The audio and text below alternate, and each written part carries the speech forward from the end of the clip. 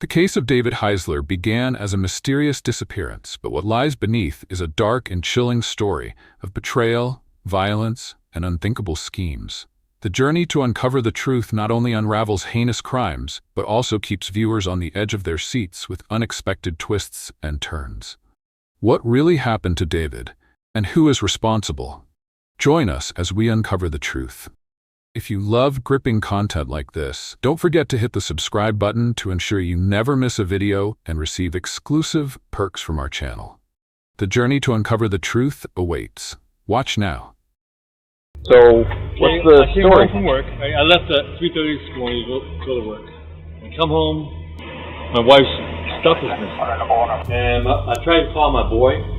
He doesn't answer. The car's gone. And his wallet's still in the cabin. And the TV's on. Come on. And he lives here with you? Yeah. On the afternoon of June 27, 2016, Ken Heisler returned home after a long day of work to a scene that would terrify any parent. His 30-year-old son, David, was missing. The signs were unsettling. Valuable items were gone, his wallet remained, but the car was missing. The TV was still on, as if someone had left in a hurry. Ken immediately sensed something was wrong. A chilling fear crept in when he noticed faint bloodstains on the floor. This wasn't just a simple disappearance. There's blood on the ground, on the floor. That looks like perhaps blood in those cracks.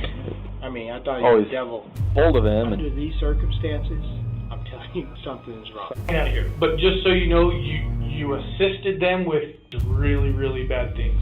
Nope. You bugged me because I got killed right there. He had him in the car, but then again, like I said, something that you sorted it out. Pup, you gonna get me? Whoa, don't come out.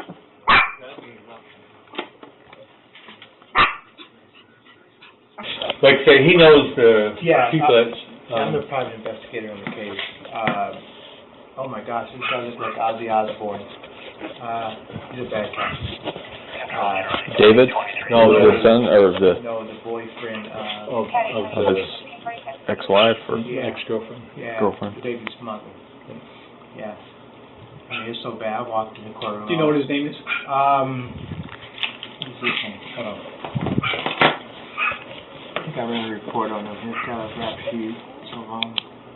David, a single father, had just won custody of his young daughter after a bitter legal battle. This victory left Kelly Perry, his ex-girlfriend and the child's mother, angry and devastated.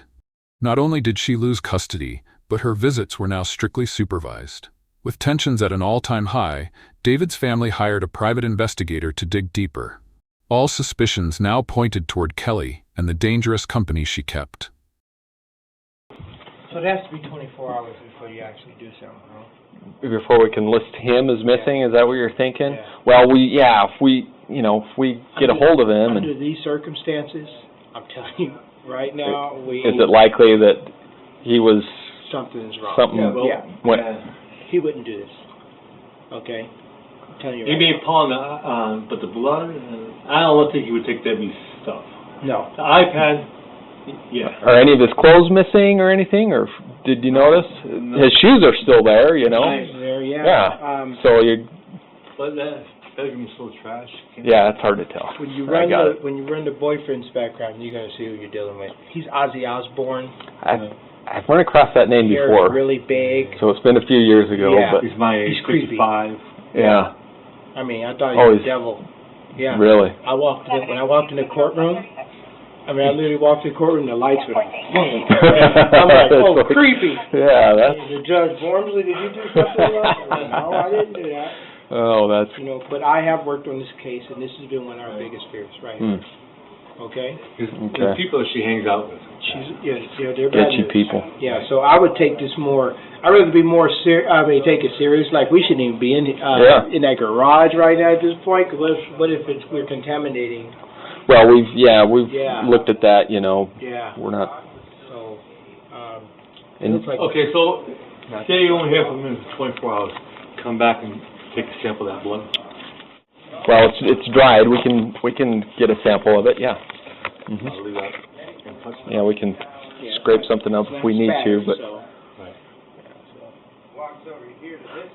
like you're saying, it's most likely they scrape themselves on something, but I can't really figure out.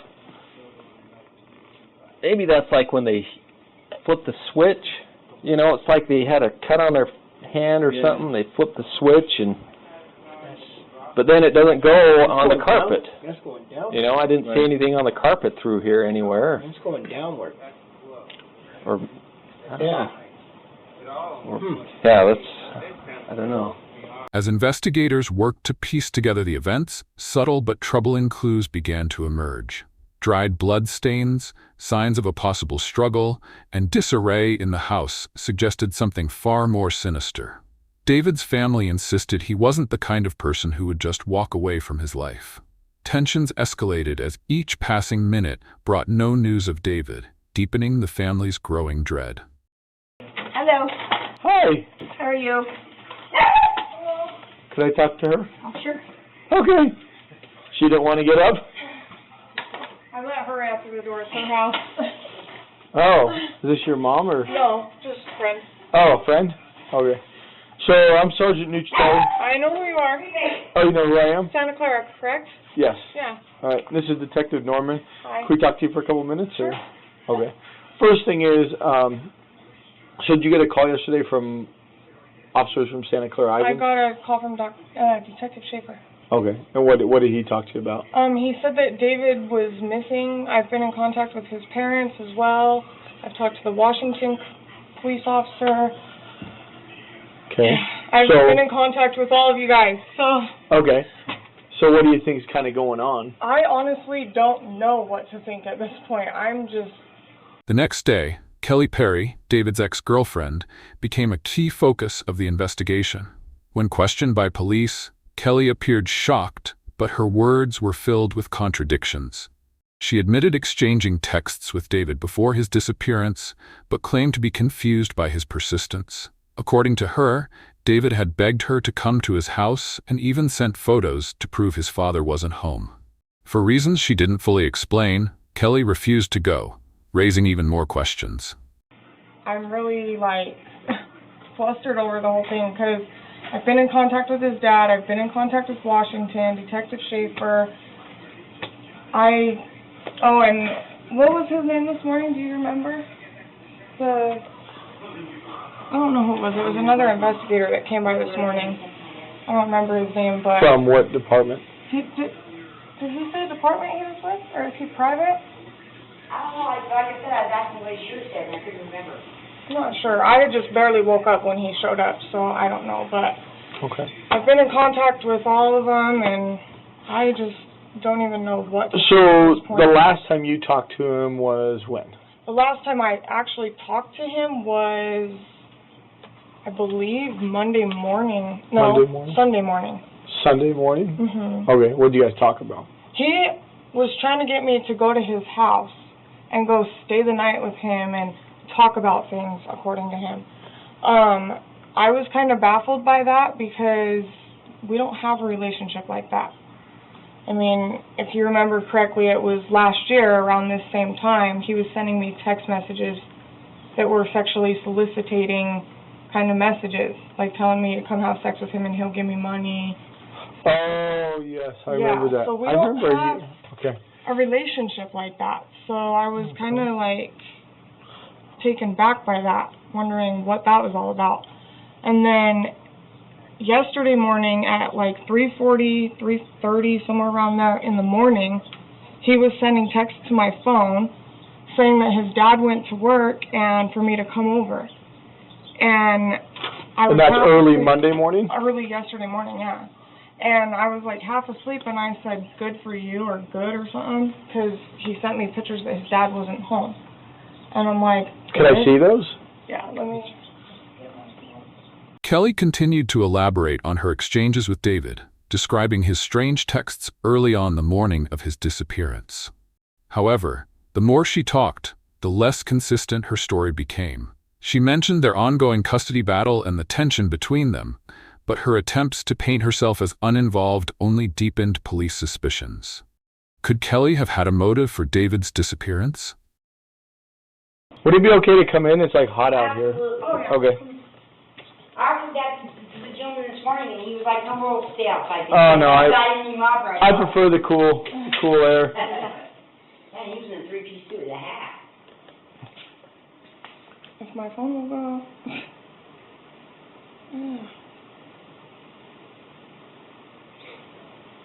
See, it was like, he sent me these pictures and said that his dad wasn't home. It was 3:38 in the morning. Okay, so the pictures of in the garage? Mm-hmm. Oh, the car gone. And then his dad's bed.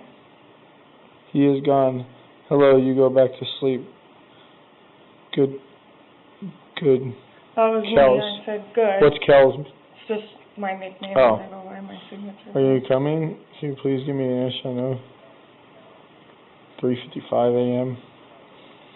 I'm so worried about you. I hope you're okay. Please at least let me know if you're in trouble or something. You can tell me and I'll help whoever I can. I'm supposed to say however, I think. But okay.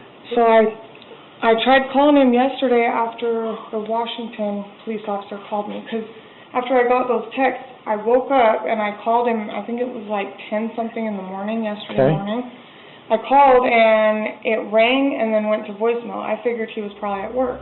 Police turned to Mario, one of David's closest friends, but the conversation quickly became tense. Mario was uncooperative, insisting he had nothing to do with the disappearance and asking the officers to leave him alone. However, he did admit he was the last person to talk to David. According to Mario, David was waiting for a woman to come over that morning, but Mario's evasiveness only raised more questions. Who was David waiting for? And why was Mario so reluctant to help? We've been trying to figure it all out. I'm like weird. Overwhelmed with it, going, what the heck? Mom's out of town and now he wants her to come over and talk He's fought about me for the last however long it's been. It's been, what, like 2 years now almost? Mm-hmm. That he's been fighting me with my daughter, and we just barely had court on the 19th, and he got full custody of her. And then his mom took off a couple days later to New York with her, so I'm like, none of this is making any sense to me, what's going on. And I don't know enough of his friends. Like, I've been on Facebook trying to see who we have in common on Facebook that I could say, hey, have you seen him? Have you heard from him? Mm-hmm. I don't even have any common friends on Facebook with him anymore. Okay. Really. Look, man, I already told y'all, man, I'm being nice, man. I asked you guys not to call me and everything. I have nothing to do with this. No, man. Every time I get out, I got to deal with police. This has nothing to do with me. All right, please. I already asked you guys not to. Don't act like that in front of your kids either. David vanished under mysterious circumstances. The woman who knew him seemed genuinely confused and desperate to find answers. She searched through Facebook for any mutual friends, but found none. One name, however, kept surfacing. Mario, David's close friend and the last person to see him before he disappeared. When police approached Mario, his reaction was defensive and uncooperative. He immediately claimed to be a street guy, implying he didn't trust or deal with the police. His tense demeanor and reluctance raised suspicions. Was he truly clueless? Or was there more he wasn't saying? Is it just kind of weird that would happen, or? Dave's, you know what I mean? That's my friend, but okay. he's not that type of person to have, like, you know, enemies like that. So that's why I try to investigate. Well, his dad's worried about him. Well, of course, I would too. Yeah, so it's like, I'm trying to figure out, like, who he knows. A couple people brought up your name because you guys are, like, doing music or something together, or trying to do records. Or coming over here all the time. That's what I mean. I was probably the last person you spoke to, so that's why I just don't understand, like, okay. It's just weird. So he was saying a girl was going to come over? Yeah. Just a random chick? Well, he don't have no girlfriend or anything, so he sleeps around, so. Okay. Do you know of any girls that he might have been with? No, I don't know, because like I said, it was 3 or 4 in the morning. He was waiting for the girl to come over. Okay. So the last text I sent him was like, all right, cool, man, I'm going to go sleep. So did you talk to Sierra today? What's that got to do with anything? Well, because I spoke with her. What's that got to do with anything? I'm just asking, did you talk to her? That has nothing to do with what's going on. I don't understand what that has to do with anything. You checked in today, right? Okay, what does that have to do with anything, though? Because in order, look, in order for me to find you, right, I have to go through APMP. Okay, yeah, that has nothing to do with what the situation is. Okay, you found me, that's cool. You mean Don't bring that up, though. That has nothing to do with nothing. Just that has nothing to do with Dave's situation. Why are you getting so mad about it? Because you're over here questioning me about something stupid when my friend's missing. You guys don't... You're wasting your time talking about my probation officer. No, I'm just saying, have you talked to her? What does that have to do with anything? You just know. Yes, he did. You just know I checked him. Yes, he did. No, I know you went there this morning, right? You know, so why you ask me dumb questions? Mario continued to evade the police's questions. When asked about the girl David was waiting for early that morning, Mario brushed it off, calling her just a random chick and claiming not to know who she was. He insisted, David's not the type to have enemies, but his certainty seemed to waver. Okay, I'm asking you a dumb question because I want to know if you've talked to her since you found out about Dave. No, I just barely found out. Okay. Like, maybe like 4 hours, 5 hours ago. 4 or 5 hours ago, okay. And then you said you reached out to some other friends. I'll find out what's going on. Okay. Can you tell me who those friends are? Sorry, I don't talk to police like that. Okay. You guys know that. All you cops know I don't talk to police like that. I don't mess with the police like that.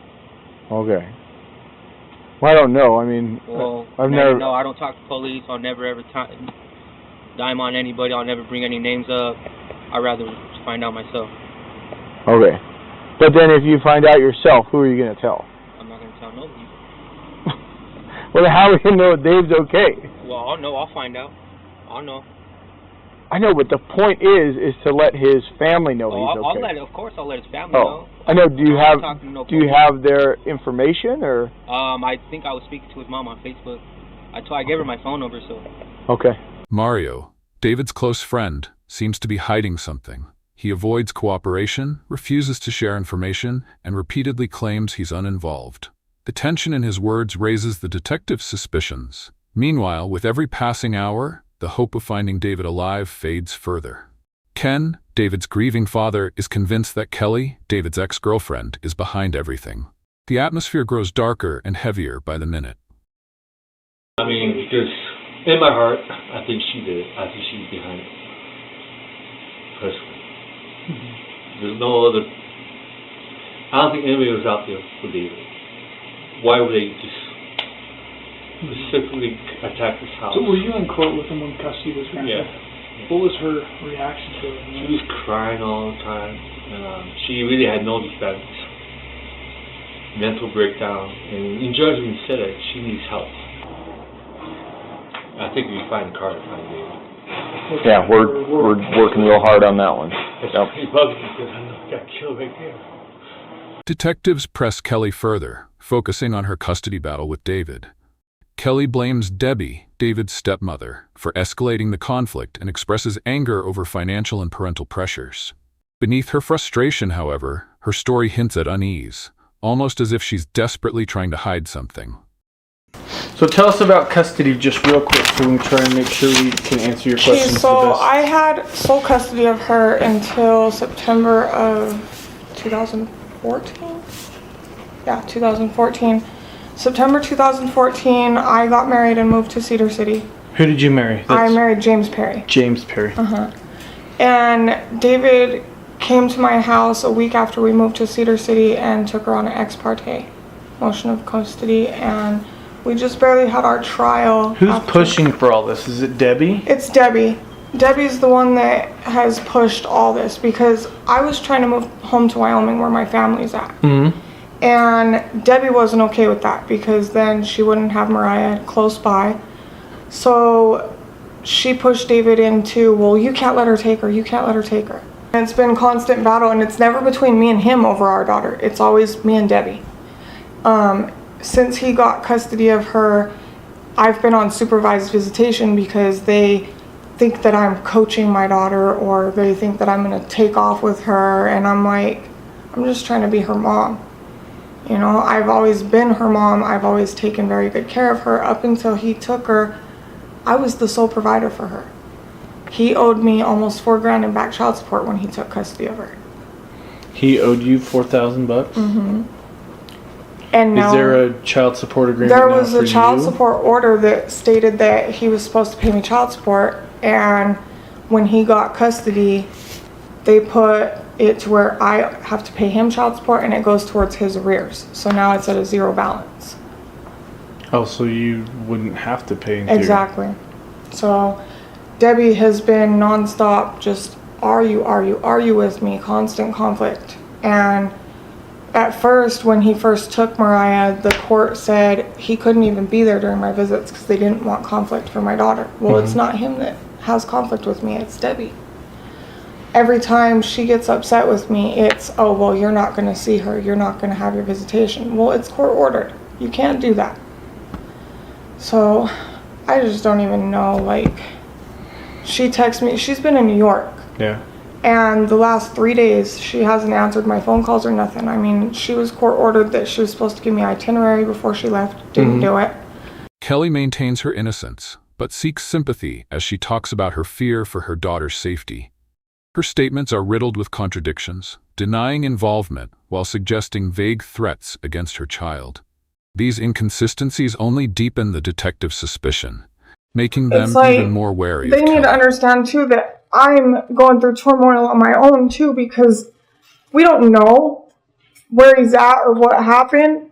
For all we know, somebody could come there for my daughter, you know? That's what's going through my head.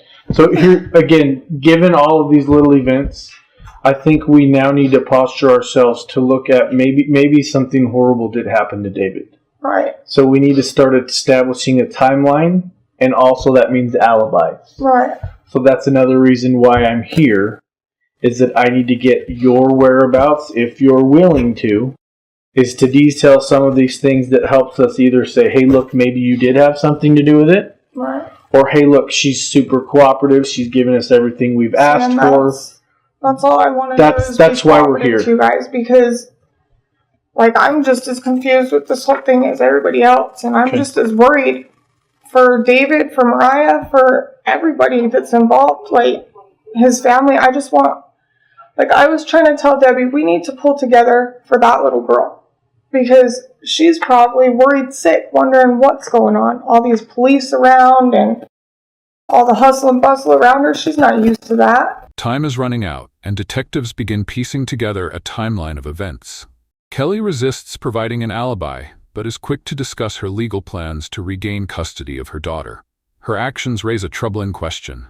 Is David's disappearance a tragic coincidence, or is Kelly using it to her advantage? I didn't have a lawyer, and so I contacted the court clerk and said, hey, this is what's going on. What's my legal rights as far as this goes? You know, I'm court ordered by the court to have visitation. She's telling me that I can't see my daughter. She doesn't have custody. Her son does. And she said, well, if he's not there and he's got custody, then automatically it defaults back to you. You have every right to go and take your child from her. I don't necessarily want to take my child from them, but at the same time, I know how Debbie is. And well, you did make some pretty harsh statements a while ago when you were doing those GoFundMe I did, accounts. And it's because me and Debbie constantly... Some pretty... I did, and it's because Debbie... I have one right here. It said, I'm begging you to please help me get my baby girl out of the hands of these monsters. Yeah, and it's because Debbie has sat here and made me out to be like I'm not capable of taking care of my daughter or something, or that I neglected or abused her or something. It never was like that. I was taking care of my daughter full-time, full care and custody with me. They got mad because I got married to somebody, not David, and moved out of the county. Debbie got pissed off about it. For moving on with your life. Yeah, for me moving on with my life. Because Debbie, the entire time we were together, pushed me and David. When are you going to get married? When are you going to get married? When are you going to get married? Just because you had a child. Mm-hmm. And I was like, just because we have a child together does not mean that we're going to be married. That's a choice that me and David have to make. Nobody else can make that for us. I didn't want to marry David because David was content living with his family. I don't want that. I want to be out on my own. We have a kid together. We're adults. We need to do it on our own, not live with your parents. David had no drive to move out of his parents' Did house. David want to get married? Is that something? He wanted to be married. He did ask me to marry him, and we were engaged, but we never set a date because I was like, I'm not marrying you until we move out on our own and you're not letting your parents control your every move. Like, you let them control everything. Anything we would do, they were like, oh, well, da-da-da-da-da. Do you have a job right now? Not right now. I'm a full-time student right now. In a heated confrontation, Kelly arrives at David's home demanding to see her daughter. Debbie, David's stepmother, firmly refuses, standing her ground to protect the child. Police intervene to de-escalate the situation. Inside the house, Debbie is heartbroken but resolute. She refuses to let the granddaughter she adores fall into the hands of someone she suspects of foul play. Before he took her, why would I not have custody of her after, you know? I mean, I didn't go over there and demand her to give my daughter to me because we're still in an open investigation. I didn't want that to be, oh, well, she's guilty of doing some kind of harm to him or something, you know. I didn't want that to be a factor in there. And I just talked to a lawyer yesterday about it, actually, because I was like, you know, this is what's going on, and I want to protect myself and my daughter as well, because I know how Debbie is. Every time she would get mad, that's the first thing she would attack is my visits with my daughter. That's how long it takes for them to get it into the freaking court. They want $3,000 for Kelly to even see an attorney. And I'm not Debbie. I don't have millions of dollars like she seems to make everybody believe. We'll go to the court tomorrow morning and we'll be over here. Come on. Bunch of bullshit. Can't freaking withhold my child or something like that.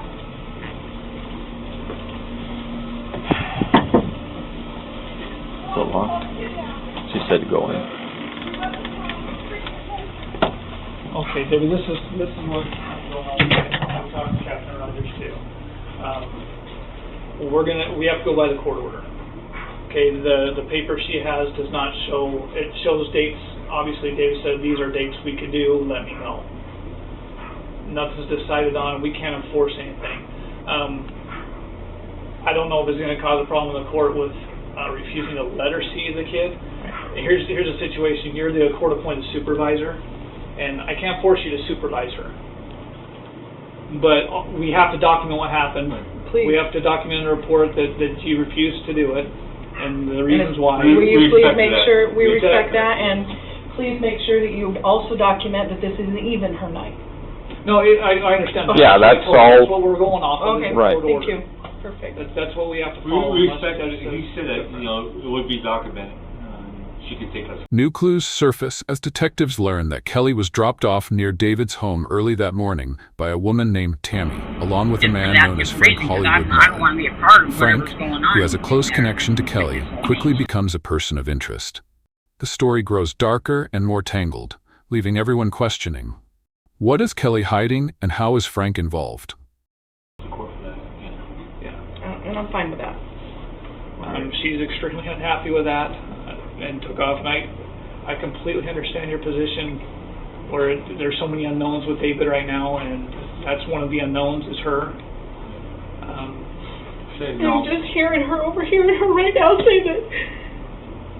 She said, well, David's not here, so I have custody of my daughter. Well, and I don't know how to play this. I don't. I'm sorry. But right now, we don't know where David is. She's only got supervised visitation. We can't release. We can't give her custody because that's not what the court has documented. That's why I said you got to get. It's got to be a court order for. It sounds like she should be able to take the kid with her. Anyway, she is the mom of the child, but it is supervised visitation right now. Unless the judge says she doesn't have to have supervised visitation. And that is not the case. Sole custody has been given to my son with her ongoing supervision. That just happened on the 13th.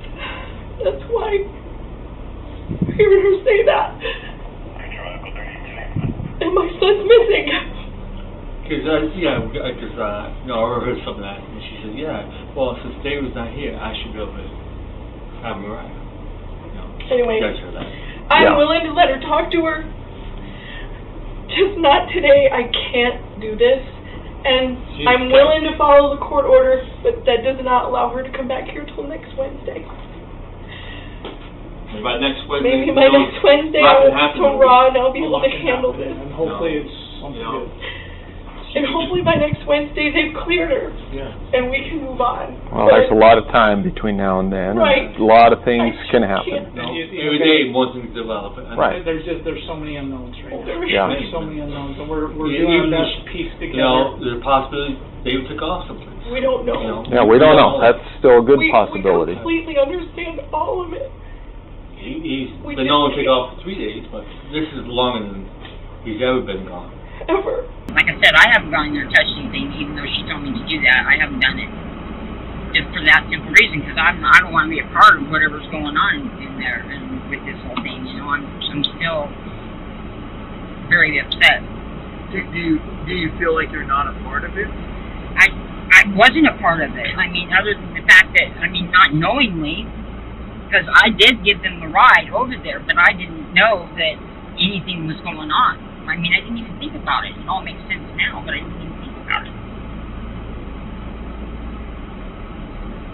But I have to believe with Kelly that, the person that she is and the kind-hearted person that she is, that there's just no way she would have been a part of it without being forced. You know what I'm saying? It makes perfect sense that she was forced. Frank, I don't know a lot about him, so. But he lives under your roof. He's a friend of hers. He's homeless. He had no place to go. He offered to do some work for me around my house. He's helped me pour some concrete. He's helped me hang some things around the house. And in return, we give him a bed in the garage, which, of course, is a real roaster right now. And do you own that house? Tammy, the woman who lived with Kelly, revealed a shocking truth. Frank, a homeless man Kelly had been helping, appeared to be obsessed with her. Tammy admitted to giving both Frank and Kelly a ride near David's home the morning he disappeared. Although she denied being involved, Tammy began to question the motives behind Kelly and Frank's strange behavior. What are your expectations now with David being either, again, we're thinking the worst? I've never had that conversation with him. So what is your thoughts in going to the court? What is your expectation of custody with Mariah? My feeling with Mariah is my daughter's been through enough in her short little life. Mm-hmm. She's been kind of just pulled all different directions. I never wanted that for her. I never wanted her to be in a broken home. She needs stability. And she needs to know that she's got that love and support of all her family. That's all I ever wanted, was her to feel loved from all of us, regardless how we feel towards each other or whatever conflict we go through. It's not her fault, and she shouldn't have to feel that. And now that he's missing, I kind of feel like Mariah needs her mom to be there.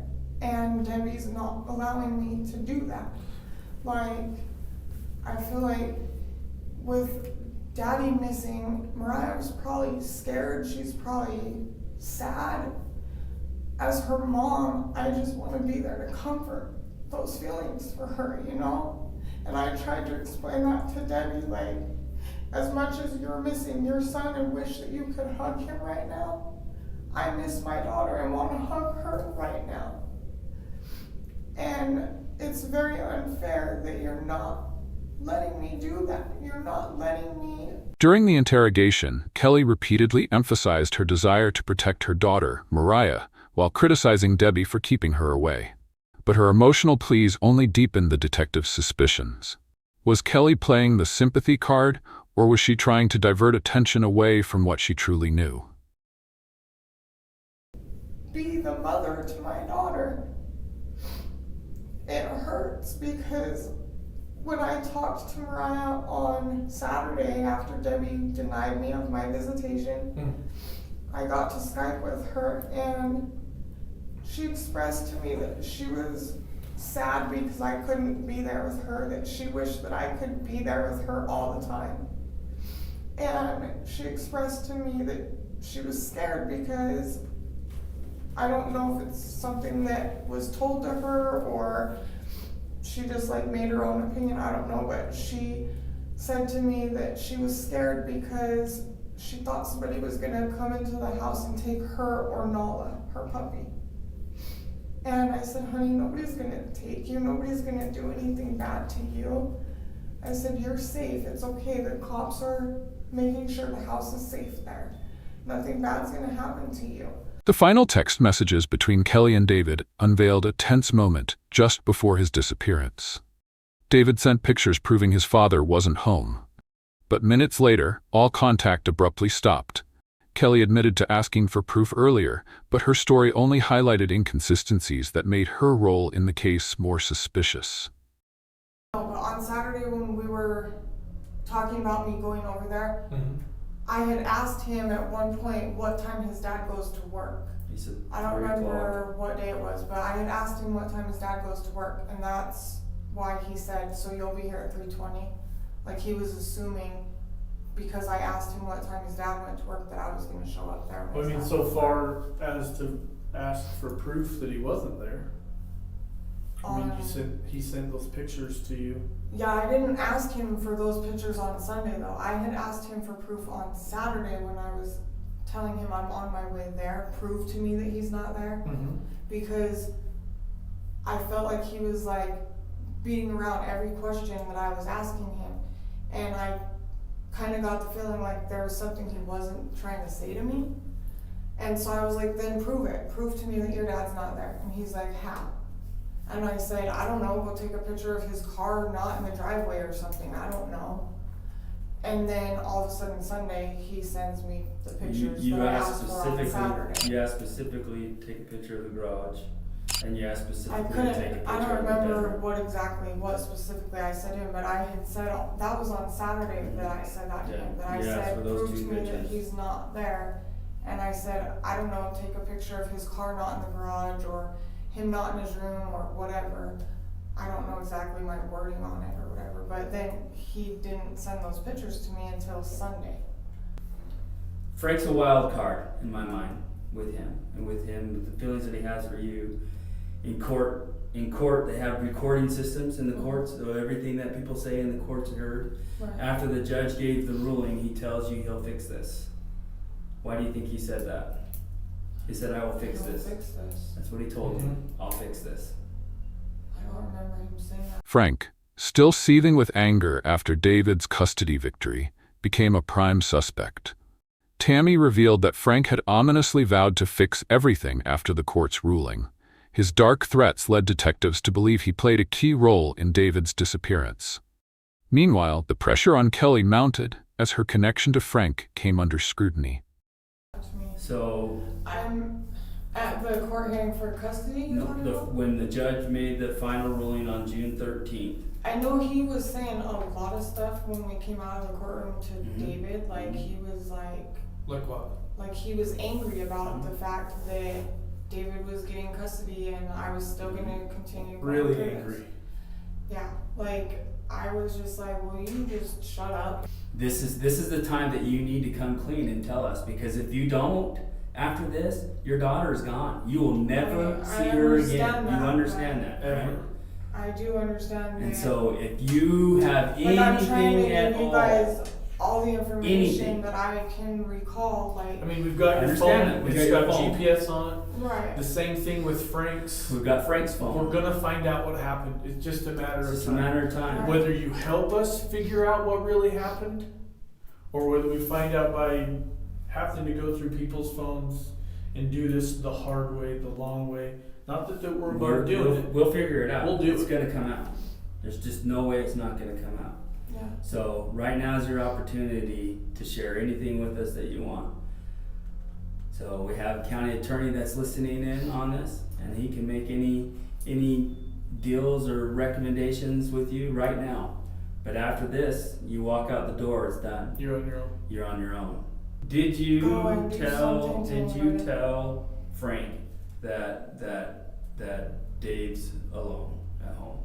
I don't think I ever told him that, Detectives repeatedly reminded Kelly of the consequences she would face if she didn't tell the truth. Under immense pressure, Kelly finally admitted her involvement. She confessed that she and Frank went to David's home that morning. Once there, Frank forced his way in, and a violent struggle ensued between him and David.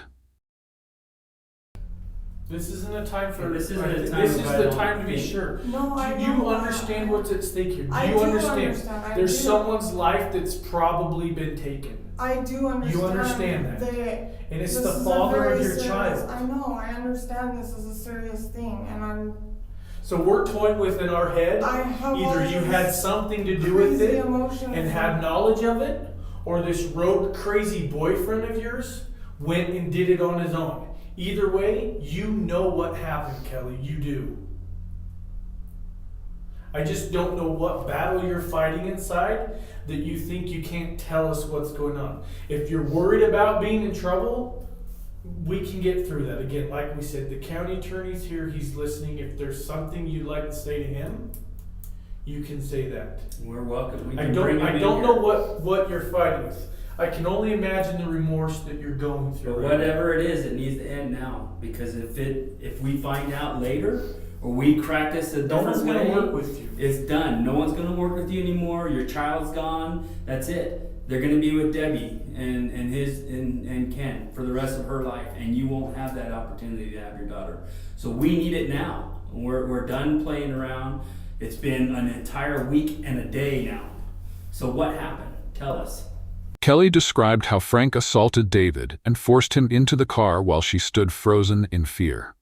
Her chilling account of the violence, David's desperate pleas for his life, and Frank's threats left detectives shaken. What had started as a kidnapping had escalated into a horrifying tragedy. You guys walked to the home. Okay. What happened from there? I knocked on the door, and David opened the door, and Frankie pushed me out of the way. So Frankie pushed you out of the way so that he could get to David. Yeah. Where was their little tussle at? He pushed me out of the way, like right inside the front door, and like I was crouched in the corner, like up against the door, and David was like fighting back to him, like trying to push him away or whatever, and I just stayed crouched right there because I was scared. Did you see them go into the kitchen area? I saw them, like, I saw him have David in the living room by the couch, and then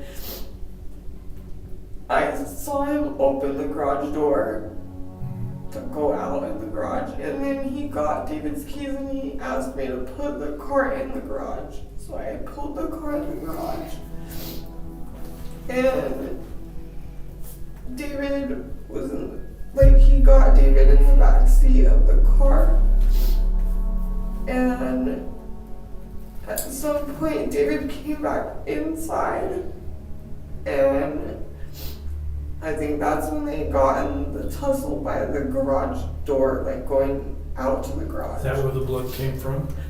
I think that's where the blood came. Wrestling, or did he get punched? Frankie hit him, but I don't know how many times he hit him.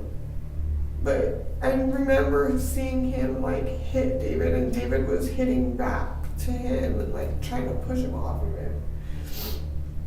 And I was just like scared the whole time, and I was just like trying not to look or see what was going on.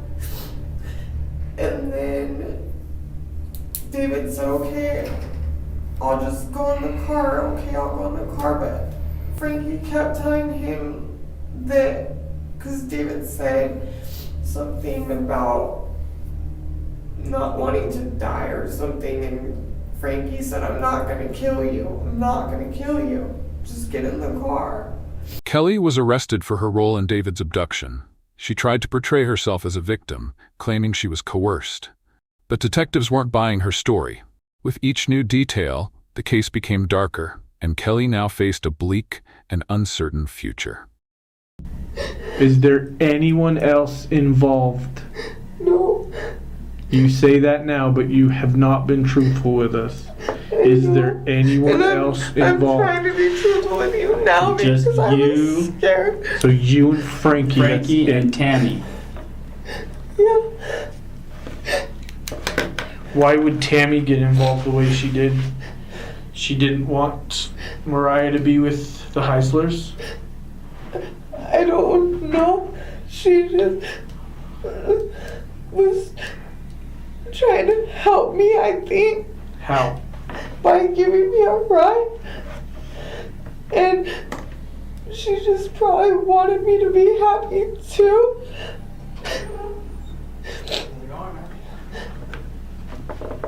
Like, honestly, when I went there that day with Frankie, that wasn't supposed to be how it went. And I expressed to Tammy that I was scared because I didn't want to see that happen to David. I wasn't wanting that. But you baited him. You knocked on the door for his trust?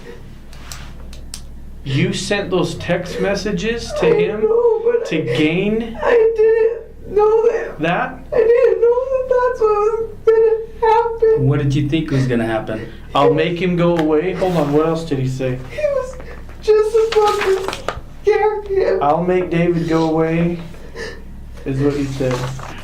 And even in the courthouse, I'll fix this, right? You had to have known something, Kelly. I didn't know that that's what he was going to do. Kelly finally revealed the truth. Tammy wasn't just a passive bystander.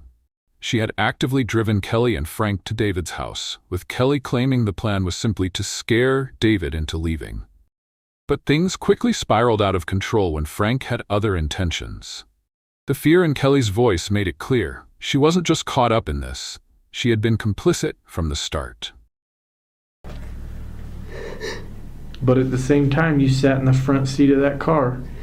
At any point, I was at a scared stoplight, you could have got out. At that time, I was scared because I thought Frank was going to hurt me too. But he wasn't there when we were there in your house with you, talking to you and interviewing you. You could have, at that point in time, said, hey, there's something weird. Maybe even when we invited you over to our police department, you could have come then and had to talk to us. I was scared. Scared about what? That Frankie would hurt me. How would he hurt you? Somebody else in David's family. Well, he did. Yeah, he did. Kelly maintains her innocence, but seeks sympathy as she talks about her fear for her daughter's safety. Her statements are riddled with contradictions, denying involvement while suggesting vague threats against her child. These inconsistencies only deepen the detective's suspicion, making them even more wary of Kelly. I'm sorry. God! Quit squeezing my finger, man! I'm sorry, sir. I'll take it off. I'm sorry. Relax. God damn it! You need to put two pairs on. I can't do one. I can't do one. I'll double lock them right there. I can't do one pair, man. You got to put two pairs on there. He'll do that. Okay. Fucking serious, man. Hey, step right over here, okay? And just relax. We'll be right back. Are you fucking serious? On July 5th, police moved in to arrest Frank at Tammy's home. Frank reacted aggressively, loudly protesting his innocence but offering no explanation. Tammy was also taken in for questioning. The chaos during the arrest underscored the tension surrounding the case. Frank knew his secrets were close to being exposed. Fucking years he's Hang with him. Oh, I don't need his paperwork. Wow. Yeah. What do you need to go with you? I won't put you in cuffs or anything. Officer O'Brien will search you, and then you'll come with us. Here. Okay. I don't need that. You guys just asked for it. We don't need it. I don't need it anymore. Mom?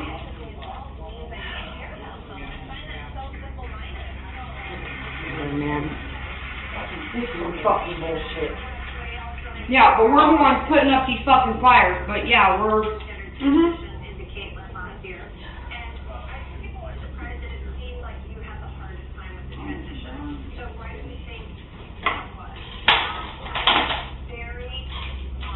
They're arresting Mom, Dad. We're not arresting her. She's just coming with us. They're going to take Mom. She's detained. It's for David Heisler's fucking disappearance, dude. Okay, Mr. McCard, you're going to come out here. I want to know why I'm under arrest for. You're under arrest for Mr. Heisler. Mr. Heisler? Yeah. They're taking Frankie too, and he just got out. Huh? What was you talking about, man? They're taking Heisler. No, I'm not. Whatever. Come on to the street so I can search you. Hey, I got you for illegal search seizure on me. Yes, they're really fucking taking her right now, Dad. We're fucking bullshit! You don't have a necklace? You guys don't understand that, sir! This is fucking bullshit! We're putting up these fucking fires and my mom's under investigation! Nothing else? Okay. I know my rights, officer! You can give that to her.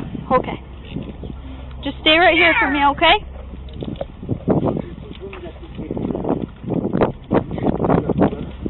She wants to give this to you, okay? Dad's calling a lawyer right now. This is fucking bullshit.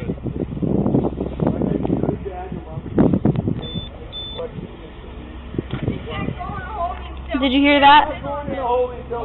You're just going to be detained and questioned, okay? So you just had hip surgery? When was that? I had a hip replacement. When was that? About 3 weeks ago. 3 weeks ago? Mom, Dad said don't talk to him until you have a lawyer there. Despite her family's advice to remain silent, Tammy admitted to giving Kelly and Frank a ride near David's home. However, she denied knowing the full extent of their plan. Meanwhile, Frank was subjected to intense questioning, repeatedly insisting that David was alive when he left him. Frank's demeanor, a mix of cold detachment and defensiveness, only heightened the detective's determination to uncover the truth. Were you? We just want to know, on that yeah. Monday morning, Where did you drop where them did off? you drop them off exactly? And about what time do you remember? Here in Santa Clara when you dropped them off. I have no idea what time anything. Well, how about this? Was it Did dark? you give them a ride from your house to Santa Clara? Yes. Who besides Kelly and Frankie was in the car? Nobody. So you dropped them off up the street. You've taken Kelly to do her visitations before, right? Mm-hmm. So you knew it was in the area of David's home. Yeah? Detectives didn't let up on Frank, emphasizing that his fate, life in prison or the death penalty, depended on his answers about David's condition. Yet Frank stubbornly maintained that David was alive when he left him in the desert. His chilling calmness made the atmosphere even more tense, and the hope of finding David alive grew fainter with each passing moment. Before we get to where David is, let's talk about how David died. He was. And let's hold on. Here's the thing. You keep answering me so quick, man. You're not taking time to think about your answers. He was alive when I left him. I swear on my life. Dude, your life's not worth that much. You shouldn't be swearing on I'm it. just saying. I'm saying he was alive when I left. Honest to God. God strike me dead right now. I wish, man. That would be awesome. I know, but I'm telling you, he was alive when I left. I didn't hurt him. No, I'm not that cruel.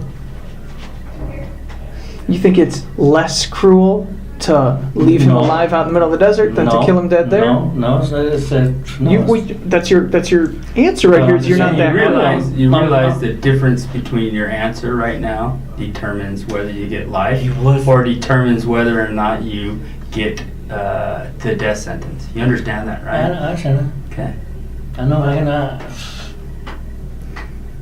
So I would be honest with us. No, I swear. No. God strike me dead right now. He was alive when I left. That's not how it works. He was alive when I left. No bullshit. All things on the table right now. He was alive when I left him. Nope. Yes, he was. He was too. He was too. Frank tried to convince the detectives that David was alive when he left, but his story grew increasingly inconsistent. Under pressure, Frank claimed someone would have seen and helped David. The detectives, unconvinced, pressed harder, emphasizing that data from Frank's phone would expose the truth. God strike me dead right now. I swear. You know, Frank, He was alive. You talk so much about God and the Maker and blah blah blah. No, I know. Blah. I'm just saying. But I'm saying, the thing is, I'm sitting here and I don't believe for a second that you believe in God. I believe in God. I do not. I do believe in that you God. believe in God. But obviously, you don't believe in God because you use His name in vain constantly. Constantly. The story you're telling us right now is that you kicked David out of the car. You untied his hands, right? You take the thing off his head, and you just drive away. And he's, It's our daylight. I mean, going and then knowing they turned around and then drop him off and bail. And so it doesn't take us that rocket science to figure it out on his directions. It's like, that's the way I need to go. And there's all kinds of traffic on that road anyway. So I don't know why. I don't know why he wouldn't get picked up. Okay. Or whatever. I mean, anybody's gonna see someone on the side of the road is gonna pick him up. So let me tell you something. I would. These guys started to tell you a little while ago. They have your cell phone physically in their possession. I understand that. But you understand the warrant. So they got a warrant for your cell phone. Now, no matter. It actually is not my phone. I don't know that. Whatever. No, Hear me out. No matter what you may have erased off your phone or got rid of or anything else, it's there forever. I know about it. You get that. I know about it. So anything that's ever been done with that phone, whether it's the violent overthrow of the government, whether it's plotting a kidnapping and murder with your girlfriend, that shit's all there. The phone disappeared for 3 days and I went and got it back. I tracked it down and got it back. Okay, who'd you track it down from? No, it was I called it and some kid took his sticky fingers, picked it up, walked out with it. How'd you find him? How'd you track him down? Well, I just like Facebook, whatever, and it's like Facebook. How'd you know who had it? Huh? Do you know the kid? He took 2 phones before from over Tammy's house.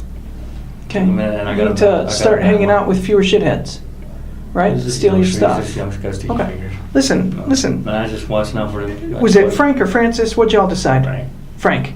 Frank, you're not helping yourself in the slightest little bit here. I don't know why. Well, because you're not telling the truth, Frank. I am telling the truth. Frank described dropping David off on a desolate road, leaving him with a bottle of water and telling him to walk toward the highway. But abandoning someone in the harsh desert was as good as a death sentence. Frank's unsettling calm only deepened the detective's resolve to uncover the entire story. We got everything but David's body. And I told you. So I don't know. You have an opportunity to tell the truth now, or you have an opportunity for the truth to come out at trial. Mind you, as you brought up before, your maker's looking down and he's watching all this. And he's going to know. And from the look of you, you're not going to be around that much longer anyhow. You're falling apart. Oh. So let's get this figured out sooner rather than later. So why don't you help yourself out now? Tell us the truth of exactly what happened, and we can stop, browbeating each other here with nonsense. How'd you get him out of the car, Frank? Walked him out, opened the door, and helped him walk towards the tree. Did you tell him get out of the car and he got out under his own power, or did you have to grab him and yank him out? No, he got him out of his own. Because he's still got the mask on. He's still got the cover on, right? He got out on his own. Okay. And what'd you tell him? I said I'm not trying to.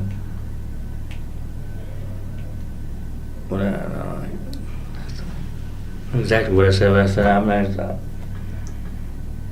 not gonna hurt you, blah blah blah, and if you get loose, you're free to go down the road, wherever.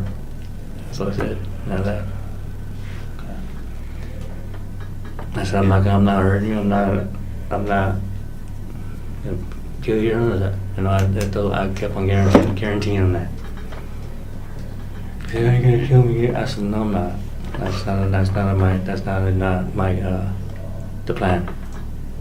I tell myself, I keep telling myself, why I haven't went across the line like that. somebody that that's not my family, or not. I'm not. Yeah, but Married and all that stuff. But I seen that little girl crying out, man. That little girl crying out, man. And that tore me up, man. yeah, And it still tears me up. yeah. You know? Who wouldn't it be? I mean, anybody, same scenario with anybody else. You know, who would not be torn up with something like that? You know. Frank continued to insist that he didn't intend to kill David, but admitted his actions might have led to devastating consequences. As his story unfolded, the detective saw a grim picture emerge. David, left in an unforgiving environment, had little chance of survival. Yeah, I bought him out of the store. You remember this? Yeah. Holy shit, you're expecting him to walk out of here, Frank? You can have a long walk. Think about it. No, Pioneer couldn't walk this in a week. You took him out here with no water, left him out here? What'd you think was going to happen, No, dude? There's a bottle of water in the car. You left him with some bottled water? Yeah, he's half full or something like that. Detectives brought Frank back to the desert to pinpoint the location where he abandoned David. The barren dirt roads and extreme conditions underscored the impossibility of survival in such an environment. Despite a day-long search, they couldn't find David, but the investigation pressed on. We covered an enormous area, and we have nothing at this time. There are some things that we found there that lead us to believe we're in the right area. We found some other things, and we're working on that. At this time, I can tell you that they have covered this area with great intensity. And so I'm waiting on a phone call to find out if that search is going to end today or if they're going to continue any more days. I can tell you that what they covered today was huge. It's at least a 12.5 mile radius. And in the conditions that we have right now, somebody getting that great of a distance on foot is Especially near if impossible. you're getting shoes on. Yeah. It's almost a near impossibility. We place him at a 4 mile radius at the most, and we went 12.5. There's a possibility he could have head trauma. We don't know his condition when. Absolutely, and that's the issue. We don't know what kind of shape he was in. 6 weeks later, a geologist discovered David's remains about 5 miles from where Frank had described leaving him. The heartbreaking reality became clear. David had died from exhaustion and exposure just days after being abandoned. While the exact cause of death couldn't be confirmed, the tragic outcome was undeniable. Justice was served, bringing closure to a harrowing case.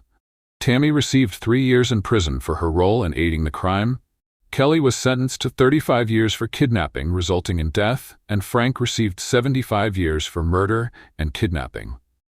For David's family, the pain of losing him never faded. They poured their love and energy into raising his daughter, bringing a sense of hope and purpose to an otherwise tragic story. Through this tragic story, we are reminded of the dangers of unresolved conflicts and the importance of living responsibly and thoughtfully. What do you think about the sentences for Tammy, Kelly, and Frank? Share your thoughts in the comments below. Don't forget to hit the subscribe button to stay updated on more gripping stories and to enjoy exclusive perks from our channel in the coming days. Let's spread the message of justice and truth together.